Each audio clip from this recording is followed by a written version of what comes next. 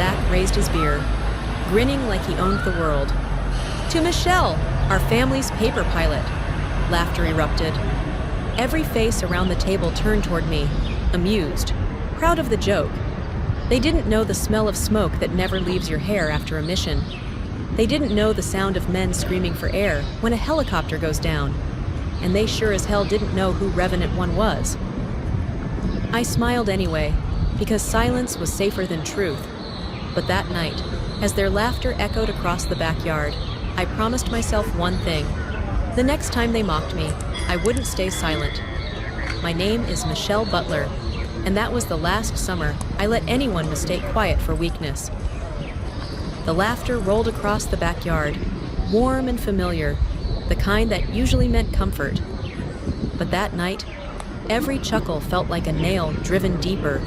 Zach was in the middle of his story again, something about real military discipline and mental toughness. The words hung in the air like smoke, thick and suffocating. No one looked my way, not even out of politeness. They didn't have to. Everyone already knew their version of me. I sat there, my hands still wrapped around a beer can so cold it burned. The metal bent under my grip, but no one noticed.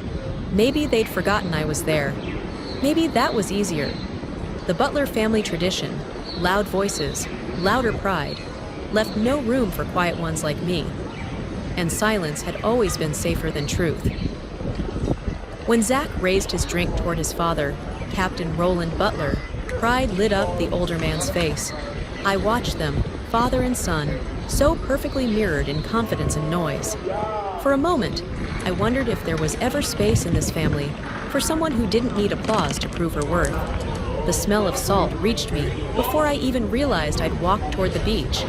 The laughter faded behind me, replaced by the crash of waves against the sand.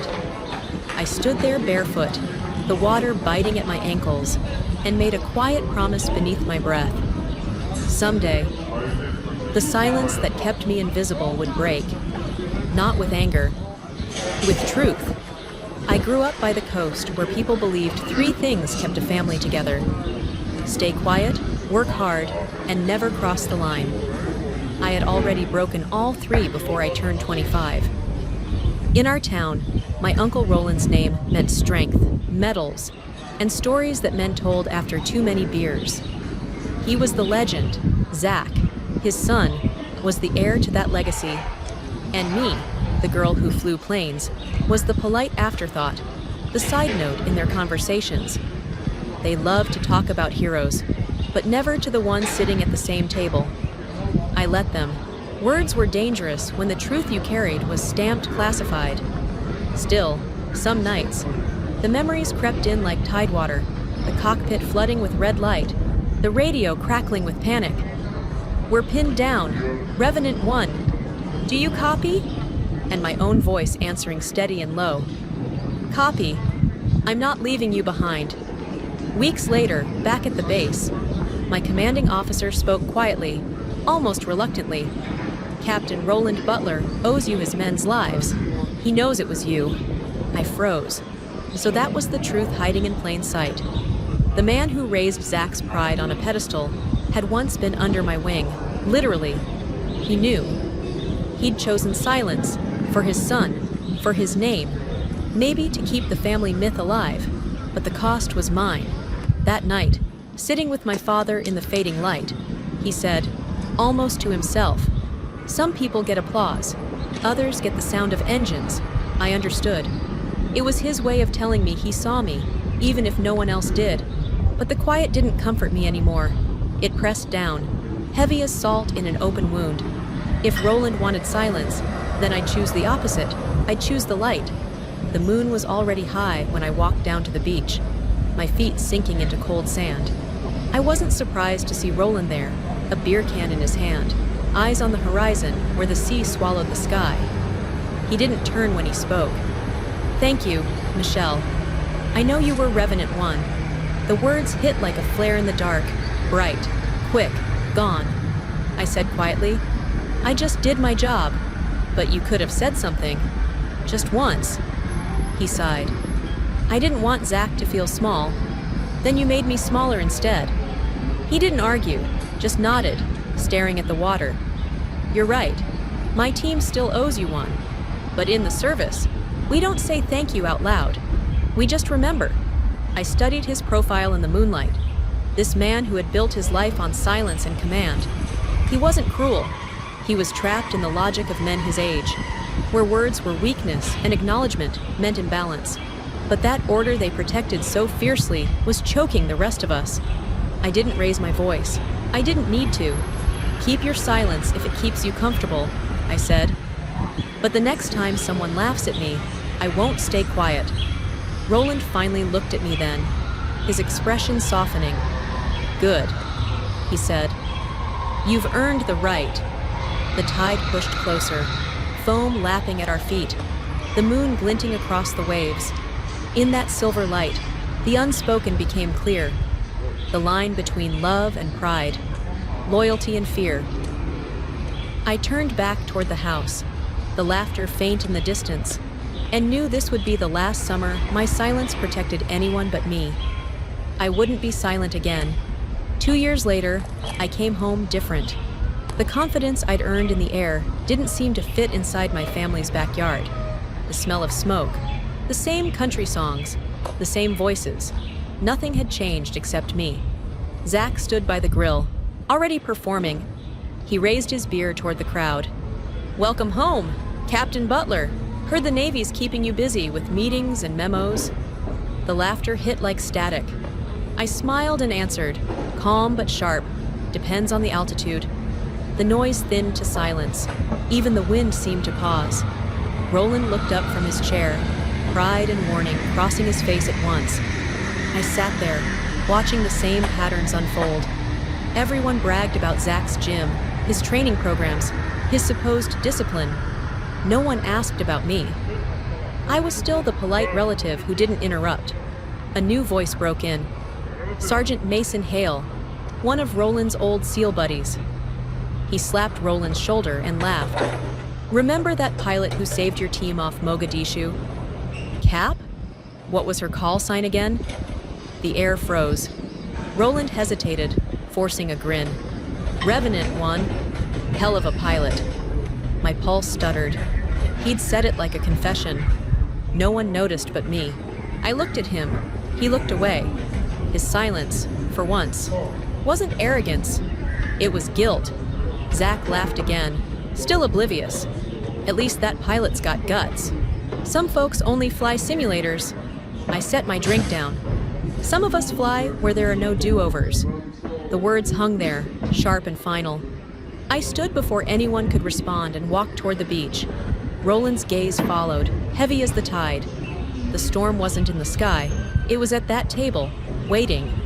That summer's night carried a different kind of heat. Fireworks burst over the water, while Zach bragged to a cheering crowd, showing off his tough like a SEAL routine. The sound of it grated against my chest. Inside, my mother stirred lemonade and smiled faintly. "Roland's son is doing so well. You flying those planes is nice too, honey, just so dangerous." I smiled, the kind that cracked before it reached my eyes. Outside, Zach spotted me. "Hey Michelle, maybe next year you'll join us for real military training." The laughter erupted again. Even Roland stayed quiet. Then Evan, Zach's little boy, spoke up. "Dad, isn't Aunt Michelle in the military too?" The laughter cut off. Zach forced a chuckle. "Well, not that kind of military." I crouched to Evan's height. "Maybe one day you'll understand what kind really means." He nodded, wide-eyed. That innocence hit me harder than any insult could. Later, I found Roland alone at the kitchen table, his hand trembling around a half-empty beer. "You know this isn't harmless, right?" I said. He nodded. "I just don't want to turn this house into a battlefield. Your silence already did. It made Zach believe he's untouchable." He studied me, the weight of years behind his eyes. Then he said quietly, "Maybe it's time someone else fired the first shot." Outside, another round of fireworks cracked the sky, their smoke curling against the glass. In the reflection, I saw myself, not small, not quiet, just steady, ready. The next time they came for me with laughter, I wouldn't shrink back. The next time, I'd let the truth detonate. 3 years after that summer, I came home again. The Florida air was thick with heat and salt, the smell of barbecue mingling with ocean wind. Captain Roland Butler's 60th birthday had turned into an event. Old SEAL brothers, neighbors, family, all gathered like it was a reunion of legends. Zach was in the middle of it, loud and shining, retelling training stories as if they were war tales. His friends laughed too easily, too loud. When he saw me, he raised his beer with that familiar grin. The shell's back. "Hey, Commander, still flying the desk, huh?" Laughter rippled through the yard. I set my glass down slowly, met his eyes. "Still flying, Zach. Just not as low as you think." The laughter died fast. Roland looked up, jaw tightening, eyes narrowing with something that felt like both warning and respect. Zach tried to laugh it off. "Relax. I'm kidding. You know I love you, right? You love the sound of yourself," I said softly. A drunk SEAL cut in. "You military too? Sweetheart, what's your call sign?" Zach smirked. "Oh yeah, let's hear it. Maybe paper wings?" I scanned their faces, every one of them waiting for me to play along. I took a breath. Revenant won. The laughter vanished. A veteran's voice broke the silence. "Wait, you were the pilot in Mogadishu." Roland stood, shoulders squaring as command filled his tone again. "Zach, apologize. Now." Zach blinked, nervous. "Dad, it's just a joke. Apologize. For what?" Roland's voice cut through the crowd. "For mocking the pilot who saved my men." The color drained from Zach's face. "You mean her? She flew through fire so we could come home," Roland said. "And you laughed at her. You didn't ask." He added, when Zach whispered, "I didn't know." I stood still in the quiet that followed. The air hummed with truth. Zach finally said, "I'm sorry, it's fine," I said, though both of us knew it wasn't. Roland's eyes met mine, heavy with shame and pride. He reached into his pocket, placed a brass coin in my palm. "To the one who flew through fire. You earned this years ago." I should have given it then. Fireworks burst beyond the trees, their noise swallowed by silence. Later, I drove along the coast with the windows down. The night smelled of salt and smoke. The coin in my hand caught the glow of passing headlights. I didn't feel angry, only clean, like something inside had finally torn loose. Roland's truck pulled over behind me. He walked toward the water, sleeves rolled up, not the captain anymore, just a man. "You shouldn't have had to wait for me to speak," he said. "But you did," I answered. He handed me a folded mission report, Operation Revenant. My name was on it, blacked out under thick lines of ink. They classified everything, but we never forgot your call sign. He took a breath, eyes glassy. "I thought silence would protect you. I was wrong. It only protected my ego, and Zach's." I said, "Yeah, him too." Then he pulled another coin from his pocket, old and worn. "This one's from my team. We kept it for the day. We could thank you, right?" I held both coins in my hand, metal glowing gold in the moonlight. "We're good, Captain. Just don't stay silent again." He nodded toward the waves. No more silence. When I turned to leave, he said quietly, "Zach's not angry at you. He's angry at himself for not earning what you did. Then maybe it's time he learns how to earn something real." The wind shifted, cool and steady. I closed my fingers around both coins. Behind us, the tide rolled in and carried the night's last sound away. No more silence. 3 years after that night by the sea, I stood on the runway at Pensacola, sunlight flashing off rows of metals and brass. I had been summoned to receive the Navy Commendation for outstanding service in joint operations. New missions, new skies. This time, it wasn't secret. The hangar doors were open, cameras ready, the band steady. As I scanned the crowd, I froze. Roland was there, wearing his old SEAL uniform, ribbons faded, shoulders squared. He had never shown up at anyone's ceremony before. For a heartbeat, the air thickened like history, folding back on itself. When the applause faded, he walked toward me, holding a worn seal cap. "You make the uniform look better than any of us ever did," he said. I smiled through the lump in my throat. "Don't exaggerate, Captain." Then he straightened his back and saluted. The crowd stilled. A few SEAL veterans followed. Heads bowed, I returned the salute. No words were needed. This was the acknowledgement that had taken 10 years to arrive. After the ceremony, Roland handed me a faded photo. Him as a young officer beside a pilot whose face was washed out by sunlight. "Never got her name," he murmured. "Now I know why." That night, my phone buzzed. "Saw the video. You deserved it. Proud of you." Zach's message glowed on the screen. Short, honest, enough. The reflection on the metal blurred as my eyes filled. Not with pain, but peace. 2 generations, 1 salute.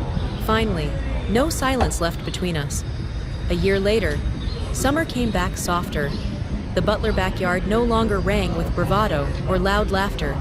Only the crackle of the old grill, the rustle of leaves, and children chasing each other through the grass. Zach had changed. He now worked with Veterans Outreach, helping soldiers return to civilian life. His voice carried something it never had before. Wait. When I walked in, the conversation paused.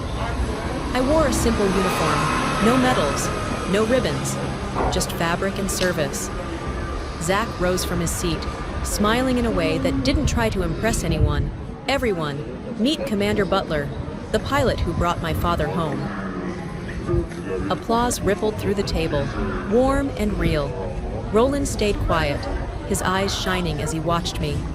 My mother leaned close and whispered, "Finally, people know who you are. That's not why I came," I said. Then Evan, 6 now, full of energy and wonder, ran toward me and stopped, trying to stand straight the way soldiers do. "Dad says you flew through storms to save people." I knelt to his level. I just didn't leave them behind. The words broke something open. Roland's composure slipped, his shoulders shaking as tears traced down his cheeks. Zach put a trembling hand on my shoulder. "I should have known better," he said. "Now you do," I answered and smiled, not out of pride, but release. Later, when the sky turned gold, Roland found me by the porch. He held out the old seal coin, its edges worn smooth. "This belongs with you. Always did." I looked at Evan, his small fingers sticky from melted popsicle, eyes fixed on the glint of that coin. "Keep it," I told Roland. "Let him see it every day. Let him know what it means." Roland nodded, his hand closing around it before placing it gently in the boy's palm. The sunset hit the metal, and the light danced up into the trees. For a moment, everything, the laughter, the quiet, the history, felt whole again. Zach watched the light play over his son's hand, then looked at me. "Guess we both found what we were looking for." "Respect?" I asked. "Peace," he said. The last rays faded, leaving only the warmth of the evening and the soft murmur of family. The silence that followed wasn't empty anymore. It was earned. 12 years had passed since that first summer, when laughter cut deeper than silence. I returned to Jacksonville on leave, driving the same coastal road lined with pines and salt wind. The old Butler house still stood, its paint sun-faded, its porch now a gallery of lives lived well.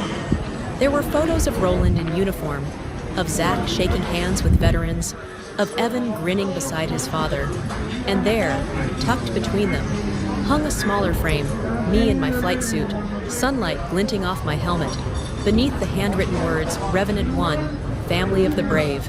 Inside, Evan, 18 now, tall, calm, and deliberate, was wiping the glass that held the seal coin. He turned toward me, the light catching his face. "Aunt Michelle, were you scared that night?" "Yes," I said.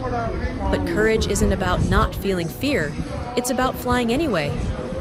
He smiled, a mix of curiosity and pride. "Dad says bravery runs in the Butler blood. No, I told him, it runs in choice. The screen door creaked open behind us. Roland stepped out, slower now, cane in hand, but still carrying that quiet command. His voice was gravel and warmth. You made this family understand what service really means. I laughed softly. Took a few barbecues to do it. He chuckled, the sound fading into the hum of cicadas. Overhead, the sky broke open with the roar of jets, T-45s slicing through sunlight in perfect formation. The reflection off their wings flashed onto the coin in Evan's hand, and for a heartbeat, the whole porch glowed. I looked at the boy, then at the man who'd once been my commander, and whispered, the ones who matter already know.